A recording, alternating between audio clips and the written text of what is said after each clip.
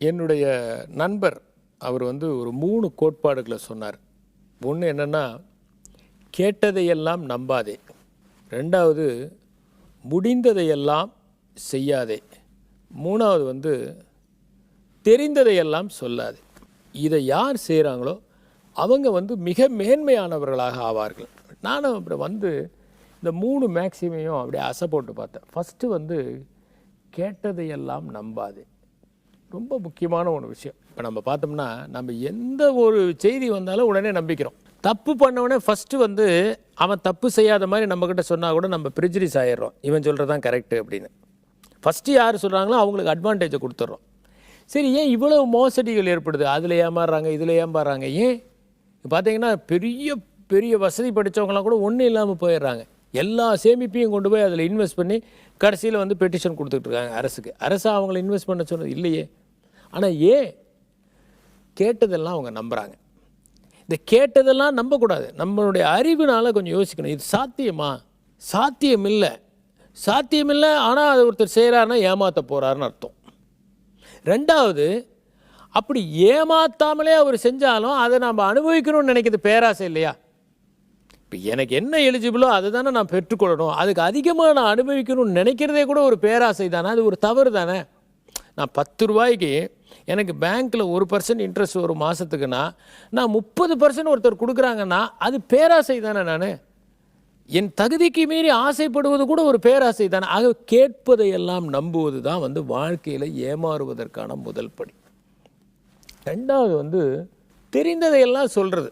இப்போ நிறைய நமக்கு தெரியுங்க, ஆனால் அது எல்லாத்தையும் நம்ம காமிச்சிக்கணுங்கிற அவசியம் இல்லையே.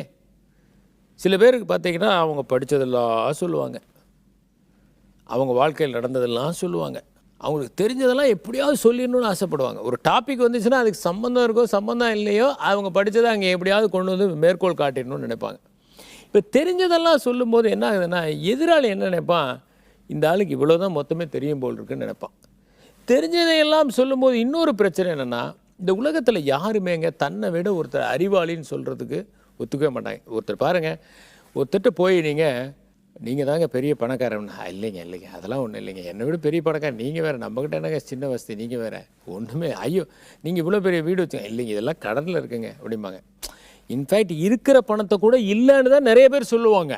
இன்றைக்கி நம்ம நாட்டினுடைய பிரச்சனையே இருக்கிற பணத்தை இல்லைன்னு சொல்கிறது தான் பிரச்சனை. இல்லாத பணத்தை இருக்கிறதா சொல்கிறது பிரச்சனையே இல்லை.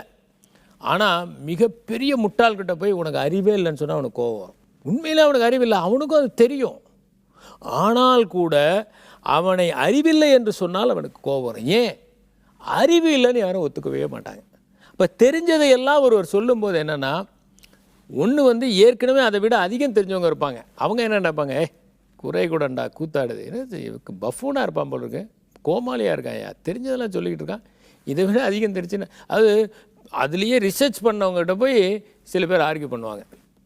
அந்த ஆள் PhD வாங்கியிருப்பார், இவர் ஏதோ ஒரு சின்ன ஆர்டிக்கல் ஏதோ இன்டர்நெட்டில் படிச்சுட்டு அவர்கிட்ட போய் ஆர்கியூ பண்ணுவாங்க. அவங்க அப்படியே சிரிச்சுக்குவாங்க, என்ன முட்டாளாக இருக்கான் அப்படின்னு.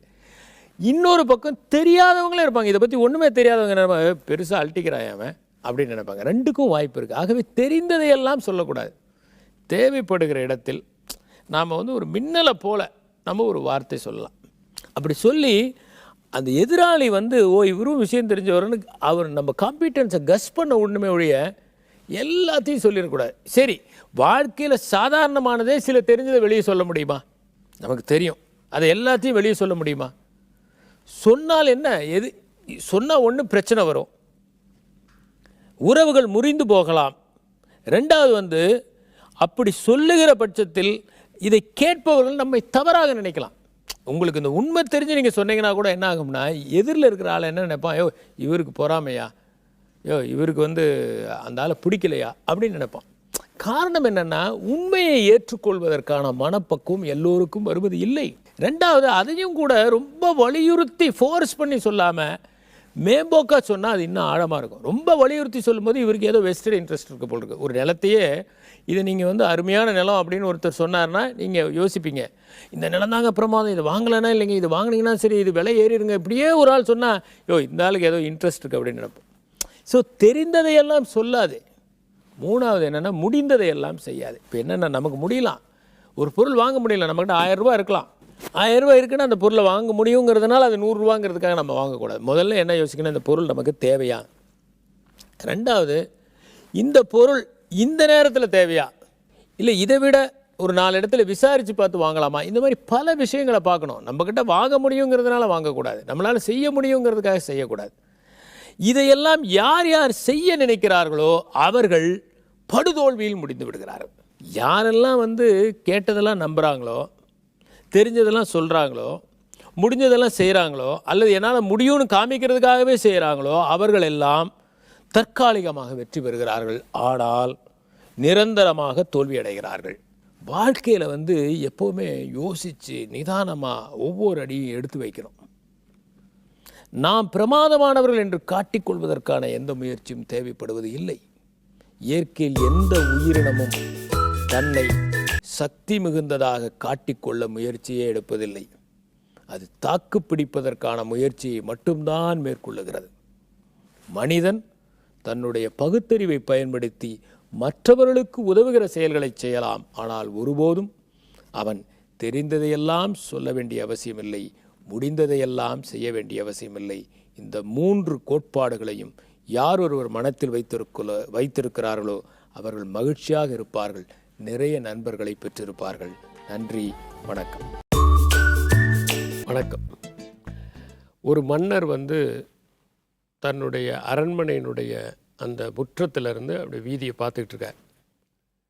அப்போ ஒரு பிச்சைக்காரன் அவன் அரண்மனையினுடைய அந்த கேட்டில் முதுகை இப்படி தேய்ச்சான். உடனே மன்னர் பார்த்தார், என்னையாது அவன் அதில் போய் முதுகை தேய்க்கிறான், அவனை கூட்டிகிட்டு வா அப்படின்னாரு. வந்தான். என்ன அப்படின்னு, முதுகு அரிச்சுதுங்க, அதனால் சொரிஞ்சிக்கிறதுக்காக இங்கே நான் தேய்ச்சிக்கிட்டேங்க அப்படின்னு. ஏயா இவ்வளோ ஏழையாக இருக்கியா நீ அப்படின்ட்டு இவனுக்கு நல்லா பன்னீரில் போட்டு நல்ல ஒரு குளியல் கொடுத்து 50 பொற்காசுகள் கொடுத்து அனுப்புப்பா, போய் நல்லா சாப்பிட்டு சந்தோஷமாக இருக்கட்டும் அப்படின்னு அரசர் அனுப்பிச்சிட்டார். இப்போ இவன் என்ன பண்ணுறான், போய் நல்லா குளிச்சுட்டு 50 பொற்காசுகளை வாங்கிட்டு நல்ல சட்டை வேஷ்டி எல்லாம் வாங்கிக்கிட்டு சந்தோஷமாக ஒரு குடிசையை போட்டுக்கிட்டு நல்லா சாப்பிட்டுக்கிட்டு சந்தோஷமாக இருக்கான். அந்த வழியாக 2 பிச்சைக்காரனுங்க வந்தானுங்க. அவன் நேற்று வரைக்கும் நம்மளோட சேர்ந்து இவனும் கோயிலில் பிச்சை எடுத்தான், இன்றைக்கி இவன் பிரமாதமாக இருக்கிறானேயா அப்படின்னு சொல்லிவிட்டு அவன்கிட்ட போய், எப்படியா இவ்வளோ பெரிய வசதியோடு ஆன அப்படின்னு. ஒன்றும் இல்லைப்பா, முதுகு ஒரு நாள் ரொம்ப அரிச்சது, போய் அரண்மனையினுடைய கேட்டில் போய் சொரிஞ்சேன், அதனால் மன்னர் பார்த்துட்டு இவ்வளோ பரிதாபகரமாக ஒருத்தர் இருக்கானேன்னு பணம் கொடுத்து அனுப்பிச்சி விட்டாருன்னு. இவனுங்க 2 பேருக்கும் ஒன்றே யோசனை, மன்னர் ரொம்ப நல்ல மனுஷராட்டு இருக்குது, நாமளும் போய் முதுகை சொரிஞ்சிக்கோன்னு 2 பேர் போய் அடுத்த நாள் காலையில் மன்னர் முற்றத்தில் நிற்கும் போது முதுகை சொரிகிறாங்க. மன்னர் பார்த்தாரு, அவனுக்கு 2 பேரையும் கூட்டிகிட்டு வா, 2 பேருக்கும் ஆள் 50 சவுக்கடி கொடுத்து அனுப்புன்ட்டார்.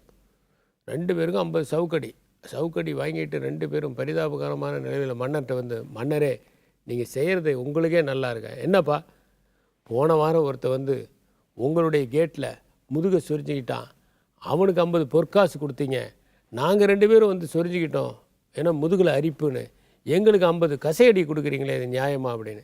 ஏய், அவன் ஒருத்தனாக இருந்தால் அவன் முதுகு எப்படி அவன் சொரிவான், அதனால் கேட்டில் சொரிஞ்சிக்கிட்டான், அது நியாயம், அவனுக்கு நான் பரிசு கொடுத்தேன்.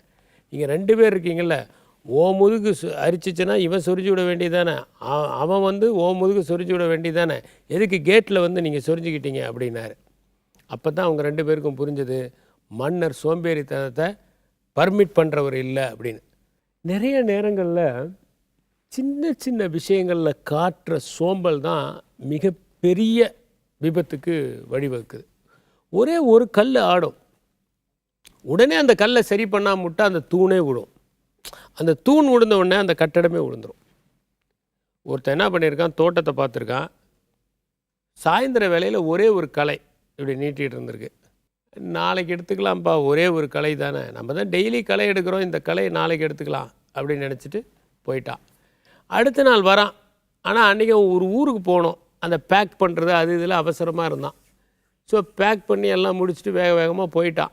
14 நாள் கழித்து திரும்பி பார்த்தா அந்த தோட்டம் முழுக்க களையாக தான் இருந்தது, செடியே இல்லை. அந்த களைகள் அந்த செடியை அமுக்கி செடிகள்லாம் செத்து போயிருந்தது. ஒரே ஒரு சின்ன சோம்பல். நாள் நைட்டே பரீட்சைக்கு தேவையான எல்லாத்தையும் எடுத்து வைக்காமல் கடைசியில் காலையில் போகும்போது எடுத்து வைக்கும்போது ஆல் டிக்கெட்டை மறந்துட்டு போய் பரீட்சை எழுதாமல் விடுறவங்க உண்டு. கொஞ்சம் சோம்பலில் ட்ரெயினை மிஸ் பண்ணிவிட்டு அதனால் இன்டர்வியூவை மிஸ் பண்ணி அதனால் லைஃப்பை மிஸ் பண்ணுறவங்க உண்டு. ஒரே ஒரு சின்ன சோம்பல் தானே, பல்வேறு நேரங்களில் ஒரு சோம்பல் வந்து நம்முடைய வாழ்க்கையவே பறித்து விடும். ஏன் இந்த சோம்பல் வருது? நாம் வந்து இந்த நொடியை வந்து ரொம்ப நேசிக்கிறதுனால தான். அது இந்த நொடியில் ரொம்ப ரிலாக்ஸ்டாக இருக்கணும், அடுத்த நொடியை பற்றி கவலை இல்லை. ஆக்சுவலி அடுத்த நொடியே வந்து நிச்சயம் இல்லை, இந்த நிகழ்காலம் ரொம்ப முக்கியம், அதெல்லாம் நம்ம சொன்னால் கூட இந்த நொடியில் நம்ம செய்ய வேண்டியதை செஞ்சால் தான் இந்த நொடியவே நம்ம ரசிக்கிற மாதிரி ஆகும். இந்த நொடியை அனுபவிக்கிறதே இந்த நொடியில் என்ன செய்யணுமோ அதை செய்கிறது தான். ஒரு ஹைப்பாத்தட்டிக்கலாக மட்டும் நம்ம எதிர்காலம் இல்லை, சில நேரங்களில் அது சாஸ்வதமாகவும் இருக்குது. அதற்கான தயாரிப்பு உலகியல் ரீதியாக கொஞ்சம் இருக்க தான் வேணும். இப்போ நிகழ்காலத்தில் தான் நான் வாழ்வேன், அதனால் நாளைக்கு நான் ஊருக்கு போகிறதுக்கு நான் டிக்கெட்டே ரிசர்வ் பண்ண மாட்டேன் அப்படின்னு வாழ முடியாது. சில உலகியல் ரீதியான விஷயங்களுக்கு நாம் நம்மை தயார்படுத்தி கொள்ள வேண்டியவர்களாக இருக்கிறோம். சோம்பல்ங்கிறது என்னென்னா, at the cost of tomorrow we want to enjoy today, அதுதான் சோம்பல். இந்த சோம்பல் எல்லா நிலைகளிலும் பரவுகிற போது ஒரு நாடே சீனித்து போகிறது. நீங்கள் இந்த குடும்ப விளக்கும் இருண்ட வீடும் அப்படி எழுதப்பட்டவை தான். ஒரு சுறுசுறுப்பாக இருக்கக்கூடிய குடும்பம் எப்படி இருக்கும், ஒரு இருண்டு போன ஒரு வீடு எப்படி இருக்கும், சோம்பேறித்தனமே இருக்கக்கூடிய ஒரு வீடு எப்படி இருக்கும். நீங்கள் பார்க்கலாம், ஒரு தலைமுறையே வந்து சோம்பேறித்தனத்தினால் அழிஞ்சிரும். அப்படி பார்க்கலாம், நாளைக்கு பார்த்துக்கலாம், அப்புறம் செஞ்சுக்கலாம், இப்படி நினச்சே சில தலைமுறைகளால் மிகப்பெரிய பாரம்பரியம் உள்ள குடும்பங்கள் அழிந்து போவதை பார்க்கலாம். ஆயிரக்கணக்கான ஏக்கர் உள்ளவர்கள் அதை விற்க நேருவதை பார்க்கலாம். ஆக சோம்பல் மிகப்பெரிய வியாதி. அந்த சோம்பல் இருக்கிறவர்கள் வந்து எவ்வளவு பெரிய இடத்தில் இருந்தாலும் விரைவில் வீழ்ச்சி அடைந்து விடுவார்கள் அப்படிங்கிறதான் திருவள்ளுவர் சொல்கிறார், அதுதான் ஷேக்ஸ்பியர் சொல்கிறார். சோம்பல் இருக்க, இதை விட மனிதனுக்கு மிகப்பெரிய எதிரி எதுவும் இல்லை அப்படின்னு ஷேக்ஸ்பியர் சொல்கிறார். அதனால் சுறுசுறுப்பாக இருப்பதும் இப்போது செய்ய வேண்டியவற்றை இப்போதே செய்து விடுவதும் நம்முடைய வாழ்க்கையை மகிழ்ச்சியாகவும் வெற்றிகரமாகவும் ஆக்குவதற்கான மந்திரங்கள். அவற்றை ஒரு நாளும் கைவிடக்கூடாது. நன்றி, வணக்கம். வாழ்க்கையை பல நேரங்களில் நாம் ஒரு சங்கடத்தோடு எதிர்கொள்கிறோம். ஏன் நமக்கு இவ்வளவு கஷ்டம் வருது, ஏன் இவ்வளவு துயரம் வருது அப்படிங்கிற ஒரு எண்ணம் நமக்கு ஏற்படுது. அதுக்கு மெயினான காரணமே நம்ம வந்து வாழ்க்கைனா சந்தோஷமாக இருக்கிறது, மகிழ்ச்சியாக தான் இருக்கணும், அதுதான் வாழ்க்கையினுடைய நோக்கம் அப்படின்னு சொல்லி நினைக்கிறோம். ஒரு வகையில் அந்த மனநிலை நல்லது தான். ஆனால் யதார்த்தம் என்ன அப்படிங்கிறத பார்க்கணும். பிறப்பிலிருந்து இறப்பு வரைக்கும் இந்த வாழ்க்கை வந்து தொடர்ந்து ஒரு விதமான ஒரு துயரத்தின் சுவடுகள் படிந்த ஒரு பயணம்தான். Life is full of miseries அப்படிங்கிறது டிபெட்டன் புத்திசத்தில் இருக்கக்கூடிய ஒரு கான்செப்ட். அவங்க என்ன சொல்கிறாங்கன்னா, form, feeling, perception, mental formation, consciousness, இந்த 4 நிலையிலையும் நம்ம கொஞ்சம் கொஞ்சமாக படிப்படியாக முன்னேறும்போது தான் இந்த துயரம்ங்கிற ஒரு விஷயத்திலிருந்து வெளியே வர முடியும். இப்போ ஒரு உதாரணத்துக்கு நம்ம பார்த்தா உடலாக தான் நினைக்கிறோம், ஃபார்ம். இப்போ இந்த ஃபார்ம்னு எடுத்துக்கிட்டிங்கன்னா ஒவ்வொரு நாளுமே நம்முடைய உடல் வந்து கொஞ்சம் சிதைவு அடைஞ்சிக்கிட்டே போகுது. நாம் ஒரு 10 வருஷத்துக்கு முன்னாடி எடுத்த ஒரு ஃபோட்டோவை பார்த்தா நாமளா இப்படி இருந்தோம், இப்போ ரொம்ப தளர்ந்து போயிட்டோமே அப்படிங்கிற ஒரு எண்ணம் ஏற்படும். அதே மாதிரி நம்முடைய ஃபீலிங், சின்ன வயசில் இருந்த அந்த எந்தூசியாசம், சின்ன வயசில் இருந்த அந்த ஆர்வம், ஈடுபாடு, அதெல்லாம் குறைஞ்சிட்டு போகுது. அதே மாதிரி பெர்செப்ஷன், லைஃப்பில் வந்து நம்ம சந்தித்த மனிதர்களை பற்றி வச்சுருந்த பெர்செப்ஷன், வாழ்க்கை குறித்து வச்சுருந்த பெர்செப்ஷன், நம்ம வேலையை குறித்து வச்சுருந்த பெர்செப்ஷன், திருமணத்தை குறித்து வச்சுருந்த பெர்செப்ஷன், இது எல்லாமே பார்த்திங்கன்னா ஒவ்வொரு பீரியட் ஆஃப் டைம் அப்படி மாறிக்கிட்டே வருது.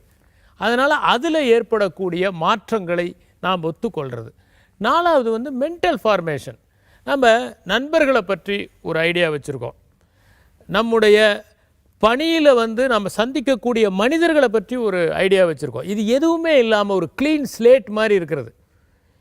இது வரைக்கும் இவரை நம்ம சந்தித்ததே இல்லை அப்படின்னு நினைக்கிற மாதிரி ஒரு மனிதரை பார்த்தோம்னா நேற்று அவர் என்ன பண்ணார் அப்படிங்கிற பிரச்சனை நமக்கு ஏற்படாது.